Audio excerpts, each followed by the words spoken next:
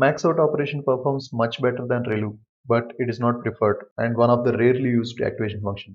Want to know why? Let's see in this video.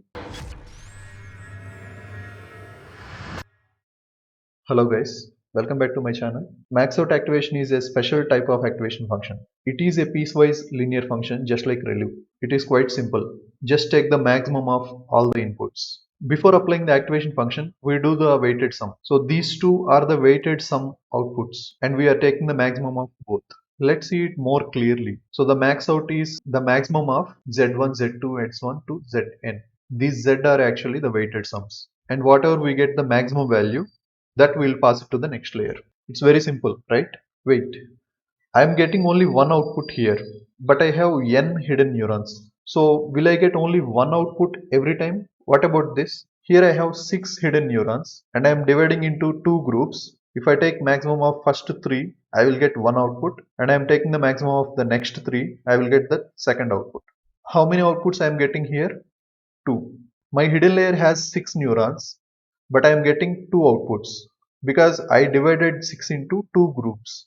What if I want to have 4 outputs? Consider this network. Inputs are 5, hidden layer has 4 neurons and the output has only 2 neurons. As 4 neurons are available in the hidden layer, I should ideally expect 4 outputs from the hidden layer. But if I take max out here, I will get only one output. And if I divide into two groups, then I will get two outputs. What if I want 4 outputs? I need to have 4 blocks like this here. So according to the logic of max out, the number of outputs are equal to the number of groups because each group gives one output, which is the maximum of that group. But here we have only one neuron inside the group, right? We should have more than one neuron to apply the max. What if we add more neurons inside each block like this? So here I am adding 3 neurons inside the block and I am taking the maximum of 3 to get one output. So this 3 is an arbitrary choice. We can keep any number of neurons. Generally we keep 2 neurons per each group because for taking the maximum we need at least 2 elements. So the idea here is if you want 4 outputs from the hidden layer, you should have 4 blocks or 4 groups and the number of neurons inside each group can be decided by us. Let us apply this to the full network. We will get like this. So instead of 4 neurons here, I am taking 4 blocks and each block or each group I have 3 neurons. So this is not a separate neuron, this is just the maximum of these 3. Now what is the problem with this approach? The number of parameters increased, right? In the original case, I have only 4 neurons, but now I have 12 neurons. It became 3 times. What should be the minimum number of neurons to perform max out here? At least 2, right? So instead of 4 neurons, we have 4 blocks, each containing 2 neurons at least. So that means for having 4 outputs, we need at least 8 neurons. So that indicates doubling the number of weights and computations. In our case, we have 3. So the computation has increased 3 times because it should ideally be 4 neurons. Now it has 12 neurons. Now let's look at some notations. We know the weighted sum is calculated like this. Input into weights plus bias. Here I represents the index of the blocks or groups. So you can see here I equal to 1, 2, 3. So I represents the index of these groups and J represents the index of neurons inside each group.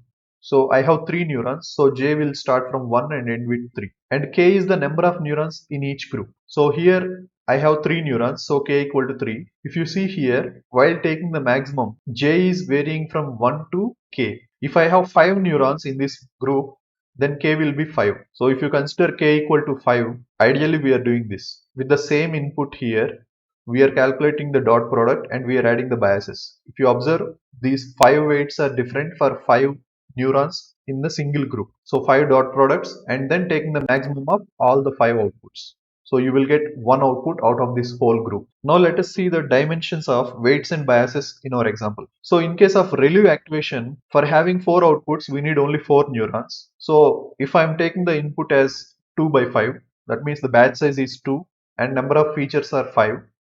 Then my weight matrix will be 4 by 5.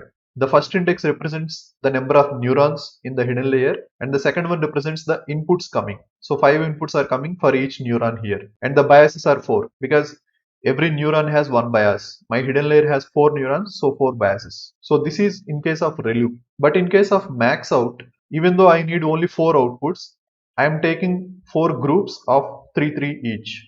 So if I consider how many neurons are there in the hidden layer, 12 neurons. So here the weights will become 12 by 5. Instead of 4 by 5, it becomes 12 by 5.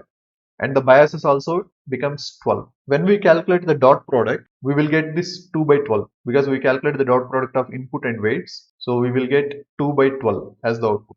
Now this 2 by 12, I need to divide into groups. So I am reshaping this matrix as 2 by 4 comma 3. This depends on the number of groups and neurons in each group. So I have 4 groups and 3 neurons in each group. So I am reshaping this matrix as 2 by 4 comma 3. Then I am taking the maximum of this particular z along with the axis 2. So axis 0, axis 1 and axis 2.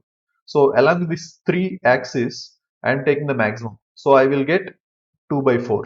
This is how the Python implementation looks like. I am initializing inputs randomly 2 by 5. Then I am initializing the weights randomly 12 by 5 because I have 12 neurons and the biases with 12 elements. And then I am calculating the dot product of x and weight matrix and then adding the bias here. So I am taking the transpose here because I initialized 12 comma 5. If I initialize 5 comma 12, I don't need transpose here.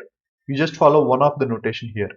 Make sure your matrix multiplication works fine. And then once I get this 2 by 12 here, I am reshaping that as this particular 12 as 4 comma 3 to apply the maximum.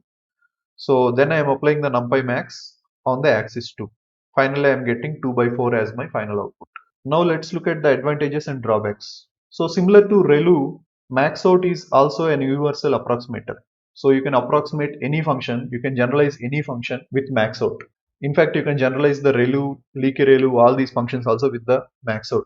And it performs much better than ReLU in case of large networks. The Maxout operation performed better as the number of layers increased. So even from the beginning, the error in case of Maxout is less, and as the number of layers increases, the Maxout performs much better than ReLU. But there are some drawbacks. Maxout is prone to overfitting. So that means it works very well on the training dataset, but in the actual test case scenario, it fails. So that's called overfitting is. So it is prone to overfitting and we need to use it along with some kind of regularization. Generally, we use it along with dropout regularization. Without regularization, Maxout doesn't perform well. And this we have seen, the number of parameters, at least it will double compared to other activations. And you can increase more also if you want better performance. So at least double number of parameters are required for performing the Maxout operation. So this is one of the reason, and this is for each hidden layer. So if your network is large, you have more number of hidden layers, your parameters will double up and the computation time will become more. So that is the reason Maxout is not preferred. Even though it is performing better than ReLU, this is not preferred because of the computation cost. So the trade-off between the accuracy and the time or the computation cost, so that is not working out well for Maxout. That's all from this video. In the next video, we will see some advanced activation functions which are being used in the latest state-of-art models. Thanks for watching. If you like the content, please hit the like button and comment if you have any suggestions or corrections. Don't forget to subscribe for more videos. I have shared the playlist and resources in the description below. See you in the next video.